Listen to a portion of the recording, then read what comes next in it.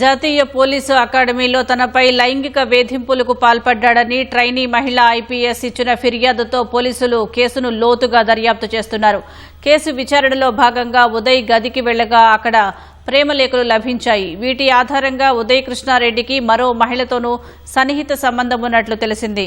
మరిన్ని ఆధారాలు రాబట్టేందుకు నిందితుడిని పోలీసులు కస్టడీలోకి తీసుకోనున్నారు. మహిళా ట్రైనీ ఐపీఎస్ ఫిర్యాదుతో ఇటీవల ఉదయ్ కృష్ణారెడ్డిని అరెస్టు చేసిన పోలీసులు విచారణను వేగవంతం చేశారు. కర్ణాటకకు చెందిన మహిళా ట్రైనీ ఐపీఎస్ భర్త నుంచి వర్చువల్ గా వాంగ్మూలం సేకరించారు. నిందితుడు మరో మహిళను వేధించినట్లు బాధితురాలు మౌఖికంగా పోలీసులకు ఫిర్యాదు చేసినట్లు సమాచారం. మహిళా ట్రైనీ ఐపీఎస్ గదిలోకి బలవంతంగా చొరబడిన నిందితుడు ఆమె ఫోన్ లాక్కున్న మాట వాస్తవమేనని ఆధారాలు సేకరించారు. ఉదయ్ కృష్ణారెడ్డి అతి కోపం, విపరీత ప్రవర్తన శిక్షణలో కొంతమంది మనోవేదనకు గురైనట్లు సమాచారం. నిందితుడిని కస్టడీలోకి తీసుకుని మరికొన్ని వివరాలు రాబట్టేందుకు పోలీసులు సిద్ధమైనట్లు తెలిసింది.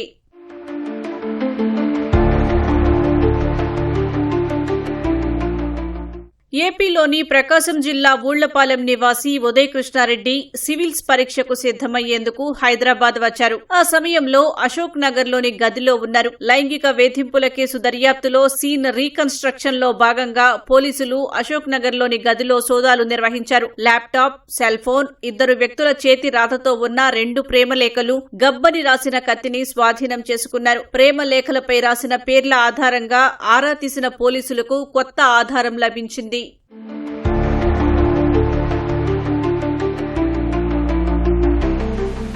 నిందితుడు ఉదయ్ కృష్ణారెడ్డికి ఆంధ్రప్రదేశ్కు చెందిన ఓ మహిళతో సన్నిహిత సంబంధం ఉన్న విషయం వెలుగులోకి వచ్చింది.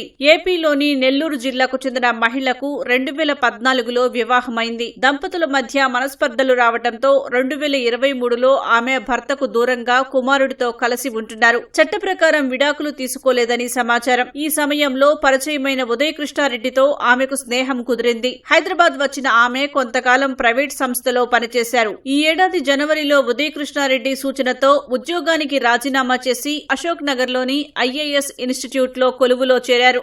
ఇద్దరి మధ్య సాన్నిహిత్యం ఏర్పడ్డాక లివ్ ఇన్ రిలేషన్లో ఉందామని కృష్ణారెడ్డి కోరినా చట్ట ప్రకారం విడాకులు రాకపోవడంతో ఆమె తిరస్కరించినట్లు సమాచారం. ఈ ఏడాది ఫిబ్రవరిలో అశోక్ నగర్లో ఉంటున్న ఈ మహిళను మహిళా ట్రైనీ ఐపీఎస్ కలిశారు. తాను కూడా ఉదయ్ కృష్ణారెడ్డితో సన్నిహితంగా ఉన్నానని, ఆయన తనపై దాడి చేయడమే కాకుండా విపరీత ప్రవర్తనతో ఇబ్బంది పెడుతున్నాడంటూ బాధలు పంచుకున్నట్లు తెలిసింది. ఇది తెలిసిన సదరు మహిళ అప్పటి నుంచి నిందితుడితో దూరంగా ఉంటున్నట్లు పోలీసుల విచారణలో గుర్తించారు. ఈ కేసులో పోలీసులు సుమారు 20 మంది నుంచి వాంగ్మూలం సేకరించినట్లు సమాచారం.